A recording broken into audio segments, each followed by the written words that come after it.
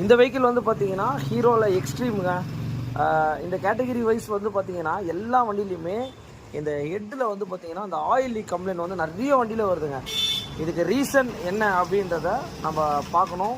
இது வந்து யூனிகான், அதுக்கப்புறம் ஹோண்டாவில் ஷைனு, ஹீரோவில் எக்ஸ்ட்ரீம், இது எல்லாமே சேம் கேட்டகிரி தான். இங்கே பாருங்கள், இப்போ வந்து பார்த்தீங்கன்னா நம்ம இதை வந்து பார்த்தீங்கன்னா ரிமூவ் பண்ணியிருக்கோம். இது வந்து பார்த்தீங்கன்னா கேம் ஷாஃப்ட் ட்ராக் ராம் உட்கார்றது உங்களுக்கு. இங்கே பாருங்கள்,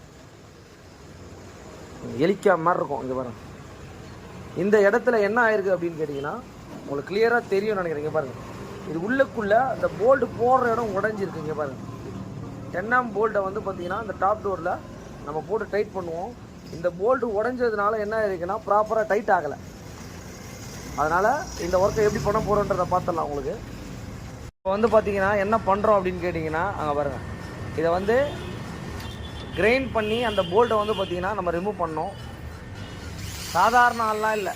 நான் பாருங்க, இது என்ன பண்ணுங்க, போயிட்டு வாங்க, ஒரு 1 கழிச்சு வாங்க. பாருங்க, இப்போ இந்த போல்ட்டெல்லாம் வந்து பார்த்தீங்கன்னா எந்த அளவுக்கு கிளியராக எடுக்கிறாரு பாருங்கள்.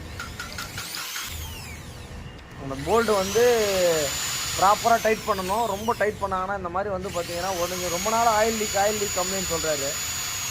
அதனால் ஒரு சில விஷயங்கள்லாம் வந்து பார்த்தீங்கன்னா நம்ம ப்ராப்பராக பண்ணணும். அப்போ தான் அந்த ஆயில் லீக் அரெஸ்ட் ஆகும். ரொம்ப சொல்கிறது நீ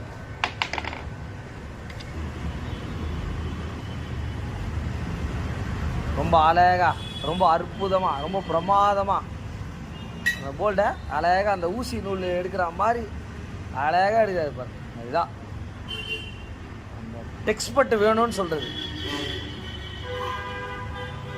பார்த்தீங்களா, இந்த போல்ட்டு தான் உடஞ்சி அது உள்ளே இருந்ததுனால வந்து பார்த்தீங்கன்னா கஸ்டமர் அப்படியே ஓட்டியிருக்கார். இங்கே பாருங்க, ஓகே. இந்த போல்ட்டு தான் வந்து பார்த்தீங்கன்னா இதை வந்து ரொம்ப ஒரு மைன்யூட்டான ஒர்க்குங்க இது. இதை வந்து பார்த்தீங்கன்னா த்ரெட்டு போட்டுட்டு என்ன பண்ணுவாங்கன்னா இதில் வந்து பார்த்தீங்கன்னா அந்த கேப் போட்டு ஒர்க் பண்ணுறேன்னு சொல்லுவாங்க. பட் வந்து பார்த்தீங்கன்னா நம்ம வந்து பண்ணி முடிச்சிட்டோம்.